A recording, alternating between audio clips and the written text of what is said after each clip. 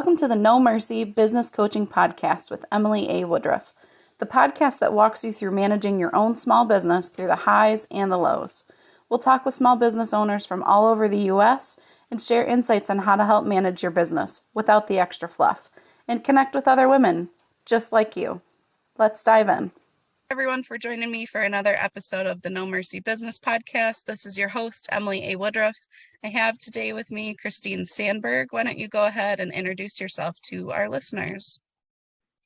Hi, listeners. As Emily said, my name is Christine Sandberg. I am a small business coach, and I'm located in St. Paul, Minnesota. And I've been business coaching since 2018. And last year I went full time with it after I sold my clothing boutique. And I help women specifically start small businesses and turn their passion into a profit. That's awesome. So I'm super excited to dig into that a little bit more since I'm kind of going down the business coaching route too. So I'm interested to hear how you'll respond to some of these. So how did you get involved with coaching? You said that you turned over your boutique. How did that come out of, or were they related? Yeah, so I got started with actually writing. I've always liked writing. I was an English major in college, so I started a blog to kind of share some of the learnings that I was experiencing while I was in business. And so I started a blog, and that was entirely business focused. And that's all it kind of was just a blog. But then in 2018, I went to the Business Boutique Women's Business Conference in Nashville, Tennessee. And I really loved the conference, and I felt something like come alive inside of me where I was like, this is so cool. Like, this is what I want to do. I want to inspire women to start their own businesses and encourage them that they can do it. So I took that nugget of an idea, that seed of an idea, and started testing it out. And so I got a handful of women to beta test with me, and I just tried it to see, hey, is this helpful to you? And does this come naturally to me? Is it difficult? Is it hard? Does it drain me? Does it excite me? Yeah. And kind of passed all of those check marks. And then the first year I just started coaching at like a very low introductory rate, just to kind of get my foot in the door and try to build up a client base and experience. And I will say that this hasn't been the only mentoring I've done. I've done mentoring women individually one-on-one for over 10 years. So that setting I have some experience in. So it was just combining these two things that I love, mentoring women and also teaching and business all together. So that's how I got started. That's great. So that kind of explains how you found your ideal client and your client base that you work with is women in business who are looking to expand their marketing or expand their businesses. Is that what you would say? Yeah, definitely that. I say year 1 to 5 is where I land with my clients, or clients who are doing a new business. Sometimes they already have many years in business experience. Like, I worked with some clients who have had like 20 years of experience in business, but they want to try something new and they feel like they're stuck and they just want some help, specifically, with marketing and strategy and learning some of the newer aspects of online business, like marketing funnels and social media and those kind of things that weren't around 20 years ago. Sure. That makes sense. So how would you just walk me through how you would find or connect with your ideal client? Where do you Where do you succeed the most with that? Yeah, I found the most success with finding clients through Facebook groups that I actively participate in. Not my own, unfortunately. Yeah. That's a work in progress. Yeah. I've also had some clients reach out to me through word of mouth and through Instagram. Awesome. I think we all face the same struggle with our groups. For some reason, it seems like they just don't necessarily gain the traction that we hope for, but it's great that you get it somewhere else. I tell people, and I tell my clients honestly, that sometimes I feel like the plumber with the leaky pipes at home. Yeah. Like, I can tell you what you need to do to succeed on Instagram and Facebook groups, and how to put yourself out there and what to focus on and how to respond to comments, et cetera, et cetera. But then when it comes to me actually doing it, I struggle sometimes. So I think that's very common for our line of work. So don't let that discourage you. How do you juggle all of your responsibilities while still maintaining your successful business and your home life and everything else you got going on? yeah, I'll be honest in that I work business coaching full-time, part-time. Okay. So I'm fully committed to it, but I work part-time on it. And then the other hours in my week, I have an Etsy shop that I devote some time to. And I also just enjoy the life balance of taking care of my home and gardening and doing those sorts of things. So I'm not someone who's putting out an image where I'm working 60, 80 hours a week and bringing in a huge hustle. That's not one of my life values. So that's not something I do. Mm-hmm. That's neat. That's great. What do you specialize in for your Etsy shop? Just out of curiosity. What was the question? Sorry. What do you specialize in your Etsy shop? Just for curiosity's sake. Yeah, I have a Etsy shop that sells homemade hermit crab food. That is so random, but so great. I'm sure you have a real niche client base there, huh? I do. I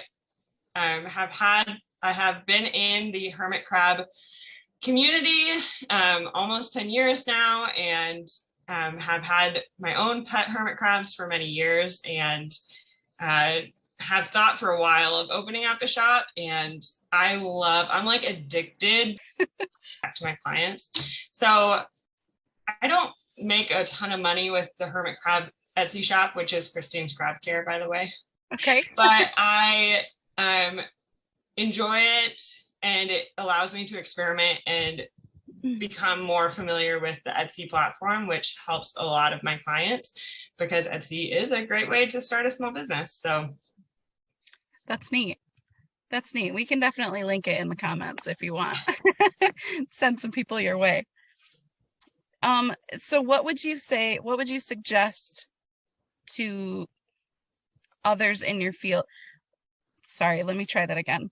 Who is someone in your market? I was reading two questions at the same time. Who's someone that's in your market that you would suggest others in our field or your field follow? Yeah, no, that's a great question. So I have 3 recommendations. Sure. And these are all like Instagram experts. Like, I know Instagram is a real struggle for a lot of my clients, so that's why I mention it. Getting reliable, solid information, not hacks and clickbait and all this like fluff that doesn't produce fruit, that's not actually beneficial in the long run. Kind of cutting through the noise, like what is actually beneficial to me and what is just a time waster or benefiting them because it gets them ads or views or whatever. So 3 of these Instagram accounts I would highly recommend if you are looking to grow on Instagram are, the first one is Creators, and that's spelled just the normal English way. And that is an official Instagram account, and they share kind of the best of Instagram on there, and we'll share some tips for growing an audience, monetization, other things like that. And then the other one is Masseri, Mosseri. Mm-hmm. And he's the head of Instagram. And when an Instagram change happens, where a lot of people will like run around with a chicken with their head cut off and be like, the sky is falling. Yeah. Like he'll just like break it down for you in a really calm and easy to like understand way. Hey, we're not doing this, but we are looking to do this, and here's why. So that's an enjoyable account. And then the last one is Brock Johnson. He's an Instagram coach, and he shares a ton of free information online on his Instagram account. That's really helpful. So his Instagram is Brock11 Johnson. That's awesome. That's great. I never thought to follow the creator of Instagram, but that totally makes sense. Seems like they would be able to mitigate some issues, you know? So what do you think is important for a new client to ask when they're searching for a business coach? What's something that you encounter a lot, or something that you kind of look for when a client reaches out to you? Yeah, so I ask clients what they hope to get out of business coaching. And I want potential clients to be explicit as possible. Like, tell me exactly what you're looking for so that I can be honest with you and tell you if I'm the right coach or not for you. And I think when you're searching for a business coach, you should get a straight answer from whoever you're potentially looking to hire. I think it's a red flag if they will bring you onto a discovery call or bring you onto a call, but then won't answer that question. So I would say for anyone else looking for a coach, you need an honest answer that's explicit on both what are they going to provide for you? What are they going to help you with? What do they think they can help you with? And you can ask them if they've had previous experience helping clients with that issue. And also coaches that are transparent in their pricing and telling you how long they think it would take to get those results and how much that will cost you. Because it's one thing to say, oh, here's my per coaching call fee, or here's my monthly fee. But if you're thinking this will be solved in 3 months, but the business coach knows this is more of a 13-month program, right. I just really appreciate as an individual integrity and saying those things out loud. So that's something that I always give potential clients in that first call, and something that I would say, to look for. That's great. Is there anything additional or anything extra that you would want our listeners to know about you or your businesses? Yeah, as I mentioned, I'm just, a serial entrepreneur myself. Yeah. And I've tried a lot of different things. I've had an online retail shop. I've done Etsy. I've done reselling. I've had service businesses and product-based businesses. And so I feel like it's important for, to know what experience that business coach has. Mm-hmm. And it's interesting, like I've had clients come to me who have a degree in business, but need help starting their business. I don't have a degree in business. Sure. And so that's just, I think that's cool and maybe a little ironic. And yeah, so, and just like where my expertise is not onboarding. It's not growing a C-suite. It's not those corporation style levels of business, because that's not what I've done. I've done startup, DIY, do it yourself, scrappy, pull everything together.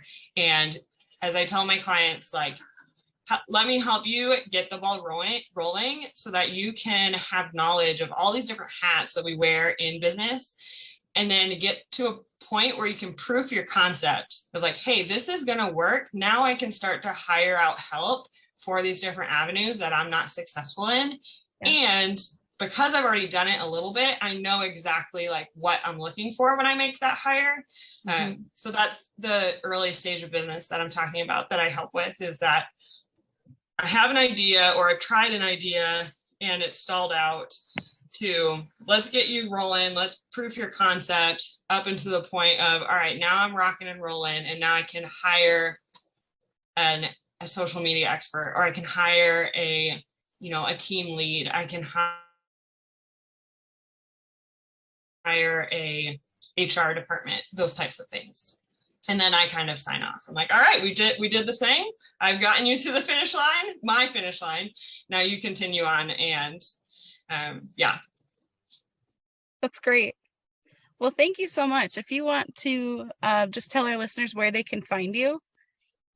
Yeah, of course. My website is newmorningcoaching.com, and same on social media, New Morning Coaching. Awesome. Well, thank you so much. It was great to talk to you today. Yeah, thanks for having me on, Emily. Yeah. Thanks for listening to the No Mercy Business Coaching and Consulting Podcast with Emily A. Woodruff. We specialize in branding and design for women, by women.